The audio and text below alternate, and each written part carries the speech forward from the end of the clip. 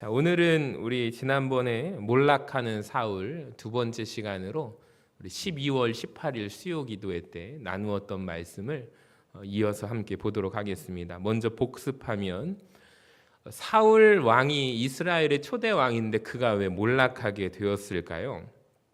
제가 지난 시간 우리 13장 1절부터 쭉 강의를 하면서 이 부분을 언급해 드렸습니다. 사울이 왕으로 취임한 시간 중에 2년이라는 시간이 하나님께서 주신 선물의 시간이라고 말씀드렸죠. 골든타임이라고 말씀드렸습니다. 취임하고 2년, 전쟁이 끊임없던 그 시절 가운데 평화로운 시절을 하나님께서 선물로 주신 꿈 같은 시간이라고 말씀드렸습니다. 자, 그렇다면 2년이라는 시간 동안 처음 이스라엘 초대왕 사울은 누구에게 집중을 했어야 할까요? 오직 살아계신 하나님을 바라보고 집중했어야 합니다. 하나님께서 앞으로 큰 일을 맡겨주셔서 기도하는 죄를, 기도 쉬는 죄를 범하지 말라고. 그런데 하나님을 묵상합니까? 하지 않았죠. 사울은 주변 나라들을 살피기에 총력을 다합니다. 그러다가 우리나라에 없는 것을 발견하게 되고 이스라엘의 상비군 조직을 조직하게 되는 것이죠. 성경은 그를 일컬어서 어리석다라고 말합니다. 자, 그 상비군 조직은 자기를 위한 군대였고 또 아무나 뽑지 않았습니다. 뽑고 뽑은 사람들 가운데 정예 병력이에요. 힘센 사람들, 실력 있는 사람들을 뽑았습니다. 자, 왕의 입장에서 어떨까요? 없던 군대 조직 상비군이 생겼습니다. 그것도 정예 병력입니다. 자신감이 충만하지 않을까요? 이 정도면 됐다라고 생각할 무렵 천만의 말씀입니다. 세상의 방법은 훨씬 더 지혜로웠습니다. 그러니까 블레셋 군대가 훨씬 더 잘 정비되어 있고 조직되어 있습니다. 여러분, 하나님의 백성들이 세상의 방법으로 이길 수 있어요, 없어요? 절대 못 이깁니다. 세상이 더 잘 준비할 것입니다. 그러니까 우리는 우리의 방법은 하나님의 방법으로 승리할 수 있기를 간절히 소망합니다.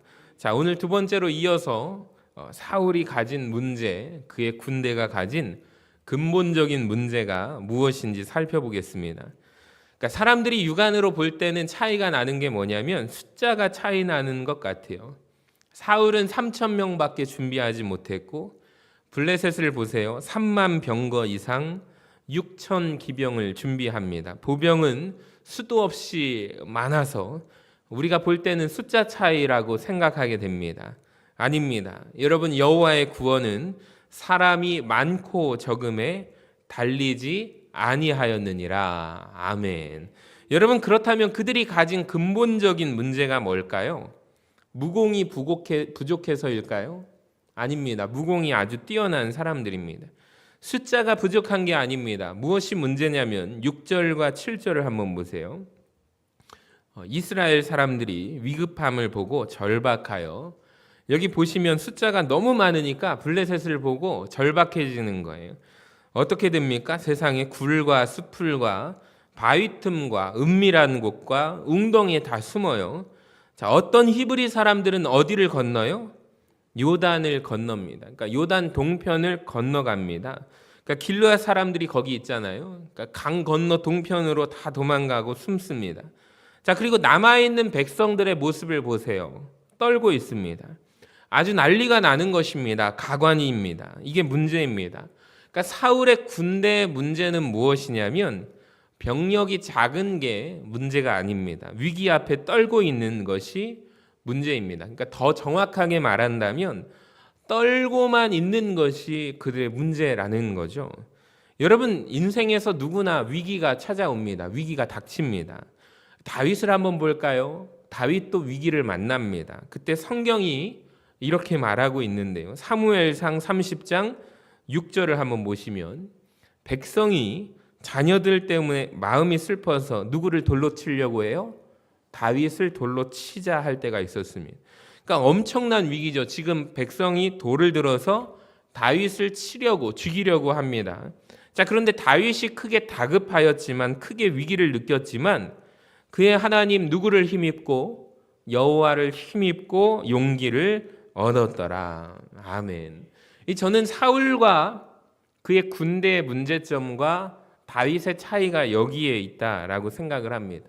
물론 떨리죠.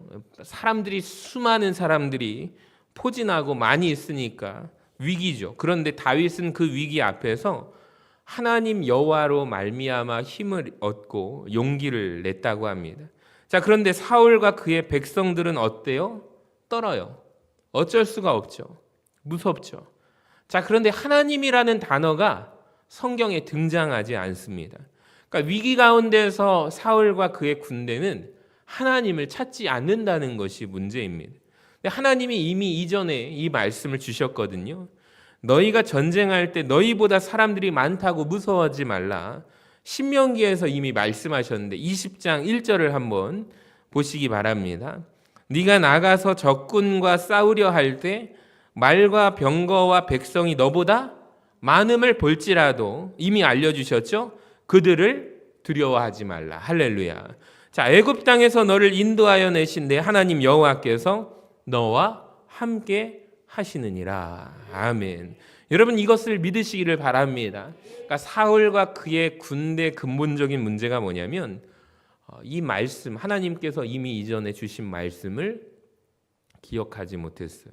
그러니까 위기 가운데 어쩌면 누군가 한 사람이 이 말씀이 기억났더라면, 생각이 났었더라면, 신명기 20장에 하나님께서 이 말씀을 우리에게 주시지 않았느냐고, 우리보다 많더라도 우리 두려워하지 맙시다. 하나님이 우리와 함께 하실 것을 우리 기억합시다. 이 말을 했더라면, 근데 문제는 아무도 그런 말씀을 기억하지 못한다는 데 문제입니다. 그러니까 여러분 무엇이 진짜 위기인가요? 우리는 그것을 바라보게 됩니다. 그러니까 인생의 위기 상황 속에 여러분 말씀이 생각나지 않는 것이 위기입니다. 그러니까 위기 가운데 붙잡을 말씀이 없다는 것이 문제입니다. 위기 가운데 하나님이 생각나지 않는 것이 정말 큰 위기라는 거죠. 그러니까 우리에게 위기는 항상 닥칩니다. 문제가 항상 옵니다. 여러분 그때마다 다윗처럼 하나님을 의지하시는 저와 여러분 되시기를 바랍니다. 하나님의 말씀을 붙잡으시기를 바랍니다. 저는 위기가 닥치면 항상 먼저 욥기서 말씀을 펴니다. 욥기 23장 13절 말씀을 붙들어요. 우리 같이 읽어볼까요? 시작. 그는 뜻이 일정하시니 누가 능히 돌이키랴.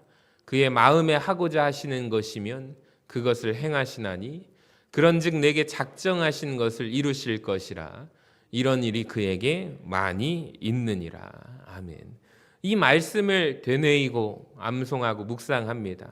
그렇게 저는 돌파합니다. 예레미야 29장 11절을 한번 보세요. 같이 한번 읽어봐요. 시작. 너희를 향한 나의 생각을 내가 아나니 평안이요 재앙이 아니니라.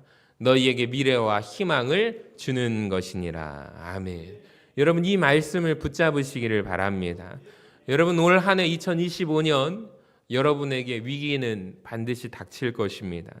문제는 반드시 찾아올 것입니다. 그런데 저렇게 떨고만 있을까요? 여호와를 붙들고 말씀을 붙들고 용기를 내시는 자 되시기를 바랍니다. 여러분 블레셋 군대와 기마병이 많아 보이잖아요. 3만 승이 있고 기병 6천이 있다고 했습니다. 근데 이스라엘 백성은 몇 대가 있습니까, 여러분? 한 대도 없는 것처럼 보이지 않습니까? 아닙니다. 되게 많아요. 성경에서 그 힌트가 나오는데 열왕기하 6장 17절을 한번 보세요. 여호와여 원하건대 그의 눈을 열어서 보게 하옵소서 하니 여호와께서 그 청년의 눈을 여심해 그가 보니 불말과 불병거가 산에 가득하여 엘리사를 둘렀더라. 아멘. 여러분 이스라엘 백성들은요 하나님께서 어떻게 지키시냐면 불말과 불병거가 지키는 군대입니다. 그런데 이 백성의 눈에 이게 보여요? 안 보여요? 안 보이는 거죠. 그러니까 영적으로 어두운 게 문제예요. 그러니까 사울과 이스라엘 백성들이 자기를 지키시는 하나님의 군대가 보이지 않는 거예요. 영적인 눈이 감겨 있는 거예요. 소경이죠. 그러니까 사환의 눈을 뜨게 해달라고 엘리사가 간절히 기도하잖아요. 여러분 오늘도 이 밤에 이 시간 우리가 하나님 우리의 영적인 눈이 떠지기를 간절히 소망합니다. 여러분, 우리 인생을 지키시고 우리 교회를 지키시는 하나님의 불말과 불병거를 우리가 바라보는 이 밤이 되기를 간절히 소망합니다. 그러니까 사울과 그의 백성들을 보면은 영적인 소경이에요. 눈이 안 보이시는 분들의 특징이 하나 있는데, 공통적인 특징이 뭐냐면 전문가들이 이렇게 말을 해요. 그들은 다른 감각이 발달하고 예민하다라고 말합니다. 이 대부분의 어디가 발달하냐면 시각이 막힌 대신 청각이 발달한다고 합니다. 여러분 그거 아십니까? 귀가 발달합니다. 그러니까 사울도 똑같은 것 같아요. 영적으로 지금 눈이 감겨 있잖아요. 소경이잖아요. 그러니까 귀가 심하게 사울이 발달합니다. 그래서 무슨 말을 들어요? 사울은 천천히요, 다윗은 만만이라. 이 소문, 이 노래를 사울이 듣는 거죠. 그러니까 즉 사람들이 나에 대해서 무슨 말을 할까 궁금한 거죠. 관심이 많은 거죠. 사람들이 나를 어떻게 생각하는지 관심이 많아요. 여러분 마찬가지 같아요. 교회 안에서도 영적인 소경들이 있어요. 그러니까 눈이 감겨져 있는 분들의 특징이 하나 있는데, 교회 안에 남들은 잘 듣지 못하는 소문을 기가 막히게 잘 듣는 분들이 있어요. 사랑하는 여러분, 소문을 그만 들으시기를 바랍니다. 사람들이 어떤 말을 하는가 그만 관심 가지시기를 바랍니다. 우리가 눈을 떠서 바라보시기를 바랍니다. 이 군대 문제가 또 있네요. 21절을 보세요. 그들이 괭이나 삽이나 쇠스랑이나 도끼나 채찍이 무딜 때 그리하였으므로 싸우는 날에 사울과 요나단과 함께한 백성의 손에는 칼이나 창이 없고 오직 사울과 그의 아들 요나단에게만 있었더라. 자 보세요. 이 군대 치명적인 문제가 있는데 무기가 제대로 있어요, 없어요? 무기가 없어요. 철기 시대인데 블레셋 사람들이 이 철기를요 통제합니다. 19절을 보니까 그때 이스라엘 온 땅에 철공이 없어요. 이는 블레셋 사람들이 말하기를 히브리 사람들이 무엇을 만들까 두렵도다, 칼과 창을 만들까 두렵도다. 그러니까 상비군을 지금 3,000명 무공이 뛰어난 사람들을 모아놓고 훈련을 시켰습니다. 그런데 문제는 뭐냐면 무기 하나 변변치 않게 준비하지 못했다라는 것입니다. 그런 군대였다라는 것이죠. 굉장히 중요한 이야기입니다. 여러분 그 결과 모두가 다 도망칩니다. 그렇죠. 자 15절을 보니까 몇 명이 남아요? 사울이 자기와 함께한 백성의 수를 세어보니 몇 명이 남았어요? 600명 가량 남았어요. 여러분 충격입니다. 아까 전에 상비군이 몇 명을 조직했다고요? 3,000명을 조직했는데 몇 명 남았나요? 600명. 그럼 몇 명이 도망갔죠? 2,400명. 퍼센트로 따지면 몇 퍼센트 남은 거죠? 20% 남은 거예요. 여러분 교회도 군대 아닙니까? 위기가 닥쳤는데 한번 생각해 보세요. 교회 안에 위기가 한번 위기의 바람이 확 하고 지나갔는데 그 교회에 80% 성도들이 떠났다고 생각해 보세요. 너무 슬프지 않습니까? 20%만 남는 교회. 딱 이런 거죠. 그러니까 결국에 오늘 말씀을 우리에게, 저와 여러분에게 적용하는 것이 굉장히 중요하다고 저는 생각하는데, 저는 바라기는 사울의 군대와 같이 되지 않기를 바랍니다. 여러분 우리 교회는 위기 가운데서도 하나님을 찾는 우리 성도님들 되시기를 주님의 이름으로 간절히 축원합니다. 하나님의 말씀을 붙드는 교회가 되기를 간절히 소망합니다.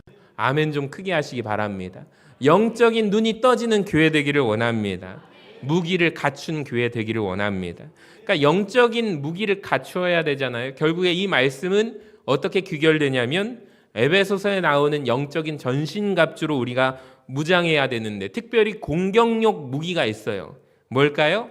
하나님의 말씀, 성령의 검입니다. 따라합시다. 하나님의 말씀, 성령의 검.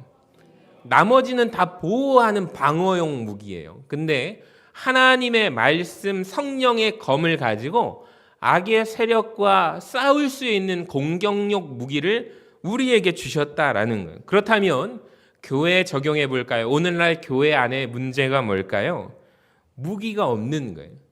하나님의 말씀, 성령의 검이 없는 게 문제라는 거예요. 싸울 말씀이 없다는 거죠. 얼마나 당신은 성경을 읽습니까? 크리스찬들을 대상으로 조사를 했대요. 한번 표를 보시면 나는 절대로 성경을 안 읽습니다. 28%. 나는 매일매일 성경을 읽습니다. 13%. 주일에 한 번 성경책 한 번 열어봅니다. 몇 프로? 22%. 세상에 한 달에 한 번 읽는 사람 7%. 난 1년에 한 번 읽을까 말까입니다. 30%. 그러니까 교회 안에 이 통계가 보여주는 게 뭐냐면 교회 안에 무기가 없다는 것을 보여주고 있는 통계입니다. 여러분은 어디에 들어가 계십니까? 여러분 3,000명은 결코 적은 숫자가 아니라는 걸 우선 말씀드립니다. 오늘날 따져볼까요? 3,000명이 모이는 교회, 작은 교회인가요? 큰 교회인가요? 절대로 작은 교회가 아닙니다. 그런데 그 교회 안에서 말씀의 무기를 갖춘 성도는 과연 몇 퍼센트나 될까요? 지금 사울의 군대를 교회로 따져보면 2명밖에 없었어요. 여러분 교회는 따라합시다. 훈련소. 다시 한번 교회는 훈련소. 여러분 정말 중요합니다. 꼭 기억하세요. 교회는 병원이 아닙니다. 물론 병원의 기능도 하죠. 근데 사실은 교회는 병원이라기보다 병영이거든요. 사실 교회는 훈련받는 곳입니다. 맨날 교회에서 위로만 받으려고 하지 마세요. 여러분 준비되시기 바랍니다. 실력이 중요합니다. 무기가 중요합니다. 그러니까 물에 빠진 사람을 건지려면 2가지가 필요합니다. 여러분 생각해 보세요. 물에 빠진 사람을 내가 건지려고 합니다. 우선 뭐가 중요하죠? 저 사람을 내가 꼭 건져야겠다, 살려야겠다라는 의지가 그 안에 충만하게 있어야 합니다. 그 다음에 뭐를 잘해야 돼요? 실력이 필요한데 수영을 잘해야 되겠죠. 수영 못하는 사람이 의지만 가득해가지고 같이 뛰어들면 어떻게 돼요? 둘 다 죽게 된다라는 거. 이게 굉장히 중요한데요.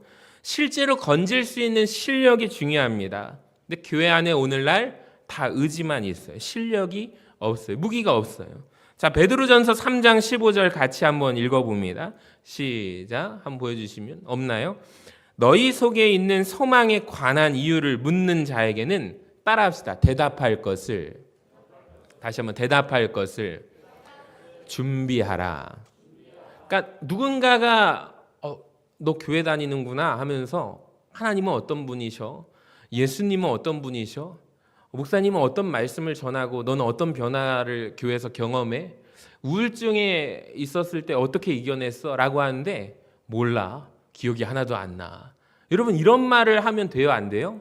안 된다는 거예요. 그러니까 말씀에 여러분 소망에 관한 이유를 묻는 자들에게는 대답할 것을 준비하라.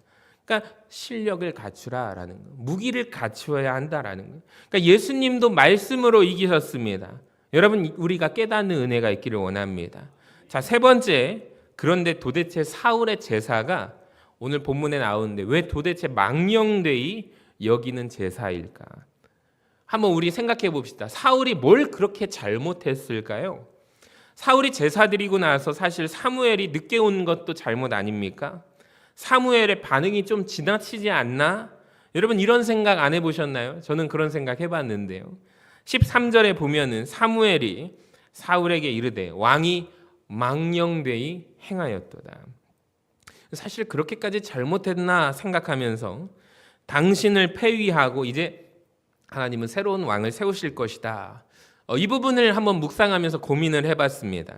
왜 저렇게까지 사무엘이 격하게 말하는 것일까? 사울이 뭘 그렇게 잘못한 것일까? 물론 지금 한 번의 기회가 남아있긴 하지만 뭐가 그렇게 큰 제사를 드린 게 잘못이었을까? 제가 고민하고 묵상한 부분을 한번 몇 가지 나눠보겠습니다. 첫 번째 부분은 제가 아까 말씀드렸지만 여러분 반드시 기억해야 할 게 이 전쟁을 시작할 때 사울이 예배 드린 건 아니었다는 거예요. 여러분 맞지 않습니까? 자기의 소수의 병력 몇 명을 모았죠? 3,000명의 정예 병력을 만들어서 뿌듯했어요. 아, 이 정도면 됐다라고 했어요. 그러니까 예배 안 드려도 된다라는 말은 곧 뭐예요? 나 하나님 도움 없이도 블레셋 이길 수 있겠다라고 생각했다라는 거예요. 근데 지금 사울이 완전히 태세 전환을 합니다. 누구를 찾아요? 하나님을 찾아요. 예배를 드리려고 합니다. 전세가 불리해지자 하나님이 필요해지자 예배 드리려고 하는 모습이 나오는 것입니다. 여러분 이해가 되십니까? 자, 두 번째, 사무엘이 분명히 따라합시다. 기다리라. 다시 한번 기다리라. 사무엘 선지자가 왕에게 기다리라. 일주일간 기다리라.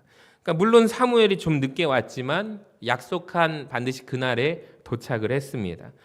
근데 사울 이 왕이 기다리다가 기다리지 못해서 결국에 뭘 해요? 자기가 제사를 집례합니다. 이게 큰 문제라는 거죠. 일단 제가 사울을 작년 연말부터 소개했지만 사울이 그동안 신앙적인 인물입니까? 아닙니까? 아니라는 걸 알 수 있어요. 전혀 인생에서 제사가 없는 사람, 예배가 없는 사람입니다. 그러니까 한 번도 그래요. 그러니까 2년 동안 제단을 쌓은 적이 없는 사람이에요. 여러분 질문하겠습니다. 예배를 한 번도 안 드려본 사람이 예배를 인도할 수 있을까요? 불가능합니다. 아파트 동장에서 일하시는 분이 헌신 예배 때 예배 인도를 맡았대요. 자, 다 같이 자리에서 일어나셔서 찬송가 140동을 부르겠습니다 라고 말했다는 우스갯소리가 있습니다. 예배 안 드리다가 갑자기 인도하려고 하니까 멘트라도 적어와야 되는데 계속해서 연습을 했어도 몇 동 몇 호 이렇게로 하는 거죠. 우스갯소리입니다. 레위기를 보면 하나님이 얼마나 번제와 화목제를 예배는 이렇게 드려라 자세히 말했는지 모릅니다. 누구만 하도록 되어 있냐면 따라합시다. 제사장만 하도록 해놨어요. 그런데 그걸 왕이 무슨 수로 자기가 합니까? 그러니까 대충 한 것입니다. 우시야 왕에 대한 기록이 성경에 있어서 참 감사해요. 자, 역대하 26장 16절을 한번 보시면 그가 우시야 왕을 말합니다. 그가 강성하여짐에 그의 마음이 교만했대요. 악을 행했대요. 하나님 여호와께 범죄했대요. 그래서 왕이 곧 여호와의 성전에 들어가서 향단에 분향하려 합니다. 그때 누가 따라가죠? 제사장이 왕에게 따라 들어가서 말합니다. 왕이시여 여호와께 분향하는 일은 왕이 할 수 있는 일이 아닙니다. 오직 분향하기 위해서 구별함을 받은 아론의 자손 제사장이 할 바입니다 라고 이미 말했죠. 이미 알고 있어요 왕은요. 근데 이미 분명히 알려주셨는데 이 우시야 왕이 결국에 화를 내다가 그림을 한번 보여주시면 이마에 나병이 발병하게 되는 것이죠. 분명히 이 장면이 누구랑 같으냐면 사울 왕하고 겹치는 부분이거든요. 그러니까 지금 사울이 월권한 것입니다. 여러분 사무엘상 11장에서 사울의 모습을 기억하십니까? 그때 사울의 문제는 뭐라고 그랬죠? 이미 왕이 되었어요. 호칭도 바뀌었어요. 신분도 바뀌었어요. 근데 왕으로서 살아가는 게 아니라 농사꾼으로 살아가는 사울의 모습이 나옵니다. 그게 문제죠. 자기의 신분과 위치에 못 미치는 왕이었잖아요. 근데 불과 2장이 지나서 13장에 사울의 문제는 뭐냐면 자기의 왕의 신분을 넘어서려고 하는 게 문제예요. 여러분 이해가 되십니까? 11장에서 사울은 겸손해요. 그래서 왕의 특권도 그가 다 누리지 못하는 것이 문제라면 13장에 불과 2장 후에 사람이 완전히 바뀌고 교만해져서 자기의 위치를 넘어서게 가는 것이 문제라고 했습니다. 여러분 모자라도 문제 같고 넘쳐도 문제 같습니다. 저는 이런 생각을 해봐요. 그동안 사울이 예배를 잘못 드려서 혹시 절차는 부족했더라도 하나님은 우리의 마음과 중심을 보시는 하나님이시잖아요. 하나님께서 사울 왕의 마음을 볼 때 그가 정말 진실함으로 제사를 예배를 주관하고 싶어요. 여러분 하나님께 너무 예배드리고 싶었다면 하나님께서 그 제사 망령된 제사라고 하지 않고 받으시지 않으셨을까요? 저는 반드시 하나님은 중심을 보시기 때문에 사울이 그러한 마음으로 드렸다면 하나님은 그 예배를 기쁘게 받으셨을 것이라고 생각합니다. 마음이 온전했더라면 하나님은 분명히 받으셨어요. 그런데 왜 하나님이 망령된 제사라고 말씀하셨을까요? 결국에 사울의 말을 통해서 실토를 하잖아요. 목적이 누구 때문이냐면 따라하면서 사람 때문이다. 사무엘상 13장 11절을 보세요. 사무엘이 물어봅니다. 왕이 행하신 것이 무엇이냐 하니 사울이 이르되 백성은 내게서 흩어지고, 그러니까 지금 백성이 자꾸 흩어지고 사람들이 자기를 자꾸 떠나가니까 사람들 더 이상 못 떠나게 하려고 사람 마음 붙잡으려고 사람을 위한 예배를 했다. 자기가 실토합니다. 그러니까 하나님께 예배드리고 싶어서 예배를 주관한 게 아닌 거예요. 그러니까 블레셋 사람들이 모였음을 내가 보았으므로 부득이하여. 그러니까 전쟁을 해야 되는데 여호와께 은혜를 간구하지 못했다고 부득이하여. 여러분, 부득이하다라는 말을 바꾸면 어쩔 수 없이, 나는 꼭 사실 예배를 드리기를 원했던 것은 아니었다, 어쩔 수 없이 내가 이 전쟁에서 이겨야 한다면 예배 드리면 하나님이 도와주실 것 아니냐, 이것이 사울의 본 마음이라는 것이죠. 그러니까 이 예배는 하나님을 위한 예배가 아닙니다.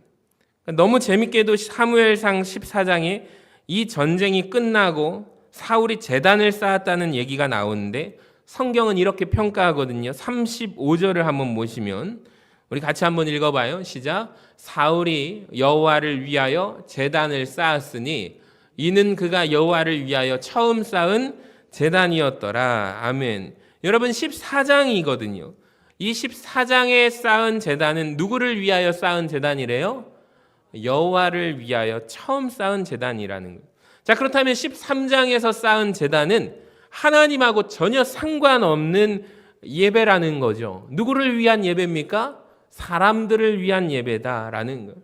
성경은 참 무서워요. 자기를 위한 예배, 사람의 마음을 붙잡기 위한 예배. 저는 이것을 신앙의 수단화라고 말하고 싶습니다. 사실 사울이 하나님을 찾지 않습니다. 하나님 뜻대로 살지 않습니다. 근데 지금 불리해지는 상황이 되니까 빨리 예배 드리는 것, 이게 부족입니다. 예배를 드리면 하나님이 도와주시기 때문에. 또 하나 그의 문제 입으로 실토하죠. 내가 드리고 싶은 예배가 아니라 이거는 부득이하게 한 예배다. 여러분, 이것이 사울이 망하기 시작하는 첫걸음이다라는 거예요. 부득이한 예배. 다윗의 예배는 부득이한 예배가 아닙니다. 하나님을 사랑한 예배입니다. 그가 남긴 시 두 편을 보고 말씀을 마치겠습니다. 시편 27편 4절을 한번 볼까요? 다윗의 고백이에요. 내가 여호와께 바라는 한 가지 일, 그것을 구하리니 곧 내가 평생에 여호와의 집에 살면서 여호와의 하나님의 아름다움을 바라보며 그의 성전에서 사모하는 그것이다 라고 그가 고백합니다. 시편 122편 1절도 같이 읽어볼까요? 시작. 사람이 내게 말하기를 여호와의 집에 올라가자 할 때 내가 기뻐하였도다. 아멘. 여러분이 만약에 하나님이시라면 어떤 예배를 기뻐 받으시겠습니까? 부득이하게 어쩌지 못해서 드리는 자의 예배. 하나님을 저렇게 사랑해서 누군가가 나에게 교회 가자라고 하면 그렇게 좋아서 하나님 앞에 나와서 드리는 자의 예배. 어떤 자의 예배를 기뻐 받으시겠습니까? 말씀을 마칩니다. 사울의 제사는 결국에 근본적인 문제는 마음이 다르다라는 거예요. 신앙이 수단화가 되었어요. 그러니까 예배를 드려야 되고 사람을 마음을 잡아야 되니까 어쩔 수 없이 그것을 성경은 이렇게 말합니다. 따라해 볼까요? 망령된 제사. 망령된 제사, 망령된 예배다라고 합니다. 여러분, 우리가 이런 예배 드리지 않기를 원합니다. 사람이 아니라 하나님의 기쁨 되는 예배를 우리가 올 한 해 드리는 우리 모두가 되시기를 주님의 이름으로 간절히 축원합니다.